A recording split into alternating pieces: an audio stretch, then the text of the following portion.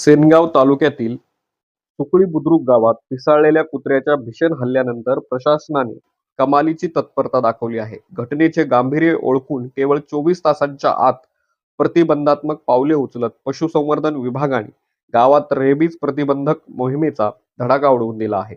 2 दिवस चाललेल्या या धडक शोध मोहिमेत गावातील व इतर परिसरातील सुमारे 30 कुत्र्यांचे यशस्वी लसीकरण करण्यात आले आहे. दिनांक 19 ऑगस्ट बुधवार रोजी सुकळी बुद्रुक गावात एका पिसाळलेल्या कुत्र्याने अचानक उच्छाद मांडला.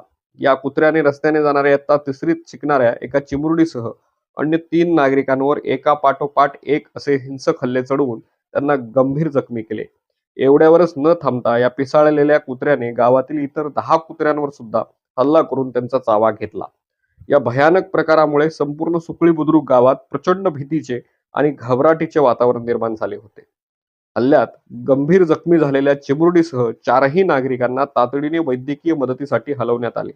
सध्या या सर्व जखमींवर हिंगोली येथील जिल्हा सामान्य रुग्णालयात उपचार सुरू आहेत.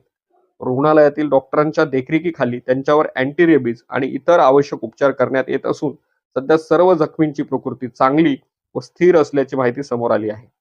या घटनेची माहिती मिळताच सेनगाव येथील पशुवैद्यकीय आरोग्य यंत्रणा तातडीने ॲक्शन मोडमध्ये आली.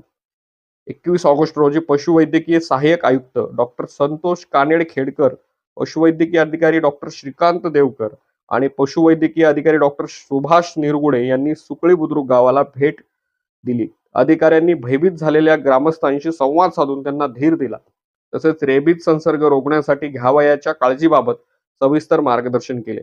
यानंतर गावात पुढील धोका आणि रेबीजचा प्रादुर्भाव रोखण्यासाठी पशुवैद्यकीय विभागाचे विशेष फिरते पथक तैनात करण्यात आले आहे.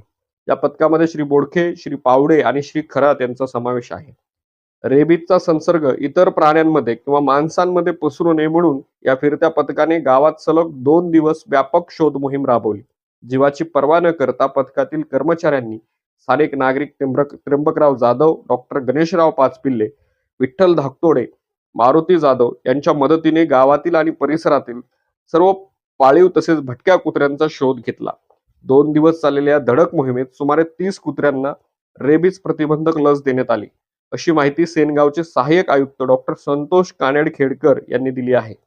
दैनिक नवमत ने या प्रकरणाला वाचा फोडली होती. प्रशासनाने दाखवलेली ही आक्रमक आणि तत्पर भूमिका तसेच फिरत्या पथकाच्या अथक परिश्रमामुळे सुकळी बुद्रुक गावासमोरील रेबीजचा मोठा धोका सध्या टळला असून ग्रामस्थांनी अखेर सुटकेचा श्वास सोडला आहे.